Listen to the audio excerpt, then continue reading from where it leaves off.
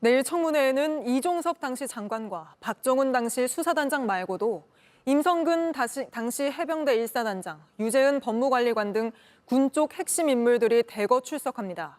하지만 당시 대통령실에 있던 관계자들은 하나같이 출석 여부를 밝히지 않고 있어 의혹을 밝히는 데 한계가 있을 거란 비판이 나옵니다. 이어서 이승환 기자입니다. 최상병 특검법 입법청문회에 채택된 증인은 총 12명입니다.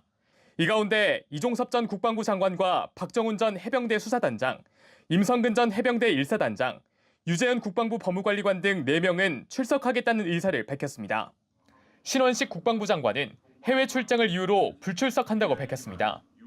내일 청문회 핵심은 윤석열 대통령이 이 전 장관에게 건 3차례 통화에서 무슨 얘기가 오고 갔는지를 밝히는 겁니다. 박 전 수사단장과 유재은 국방부 법무관리관은 구체적인 사건 회수 과정, 최상병 사망 당시 어떤 작업 지시가 있었는지, 임 전 사단장과 이모 포칠 대대장 사이의 진실 공방도 예상됩니다. 김계환 해병대 사령관은 오후 늦게 영상으로 청문회에 응하겠다고 했습니다. 그동안 VIP 경로 발언을 부인해온 김 사령관은 해병대 간부와 통화 녹취에서 VIP 경로를 언급한 사실이 JTBC 취재로 확인된 바 있습니다.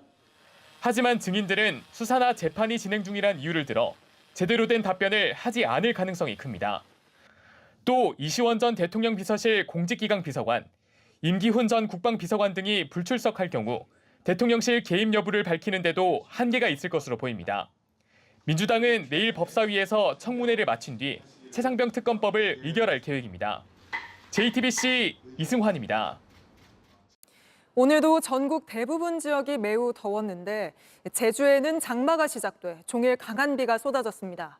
호우경보까지 발령됐고 피해도 있었는데 바로 제주로 가보겠습니다. 자, 이자연 기자, 뒤에 보이는 게 하천이죠. 벌써 물이 많이 불어났네요. 네, 맞습니다. 제가 지금 나와 있는 이곳 효돈천은요, 평소에는 물이 거의 없고 바닥이 완전히 드러나 있는 건천입니다. 그런데 지금은 보시는 것처럼 물이 많이 차서 제 뒤에 있는 다리는 한때 완전히 잠겨서 아예 보이지 않았습니다. 그래도 지금은 물이 많이 빠져서 서서히 모습이 드러나고 있는 상황입니다.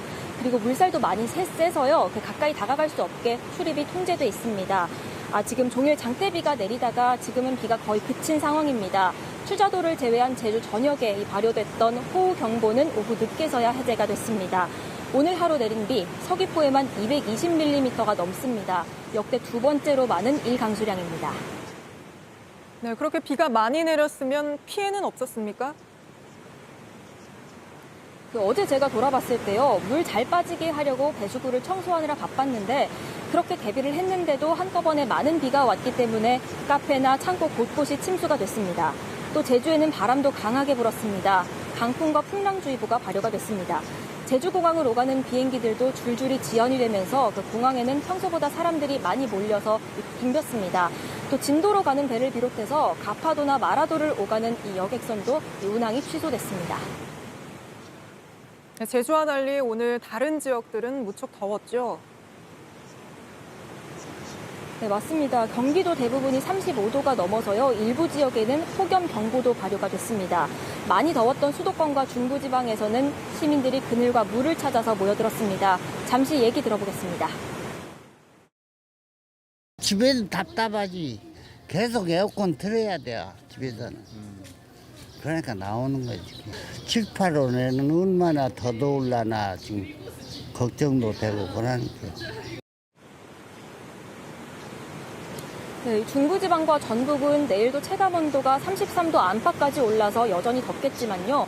정체전선이 위로 좀 올라가면서 주말부터는 남부지방에도 장마가 시작될 것으로 보입니다. 네, 알겠습니다. 이자연 기자 제주에서 조심히 취재하시고요. 지금까지 제주에서 전해드렸습니다. 서울 역삼동의 한 아파트에서 불이 나 11개월 아기가 연기를 들이마시는 등 23명이 다쳤습니다. 인근 학교에까지 연기가 번지면서 학생들이 평소보다 일찍 하교하기도 했습니다. 김지윤 기자가 취재했습니다. 창문 밖으로 불길이 치솟습니다. 검은 연기도 계속 뿜어져 나옵니다. 오늘 오후 1시 20분쯤 서울 역삼동의 한 아파트에서 불이 났습니다. 모두 7동 540여 세대가 살고 있습니다. 계속 울리니까 이제 아이고 여기가 알람이 아닌 것 같으냐고 매캐한 냄새가 나서 여러 연기가 이렇게 자고 있더라고요.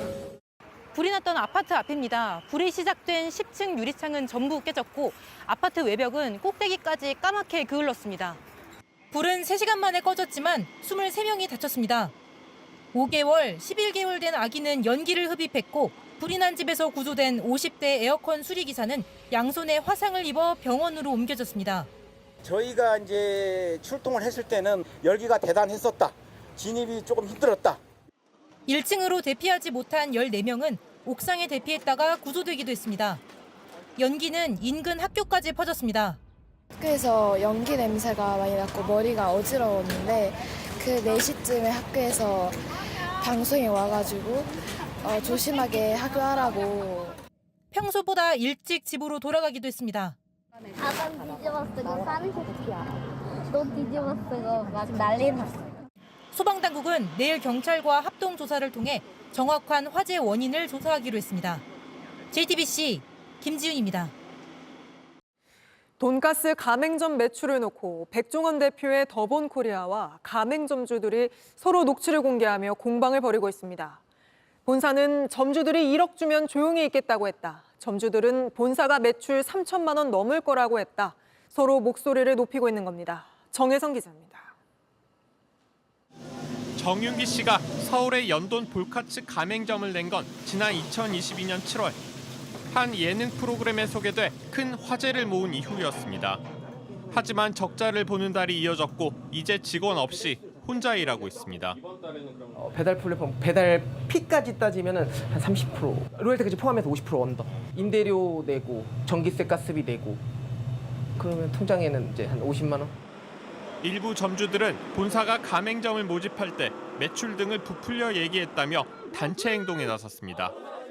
광고는 하루 400, 실제로는 하루 40. 본사 측은 사실이 아니라고 반박했습니다. 당시 점주들이 금전적 보상을 요구했다며 녹취까지 공개했습니다.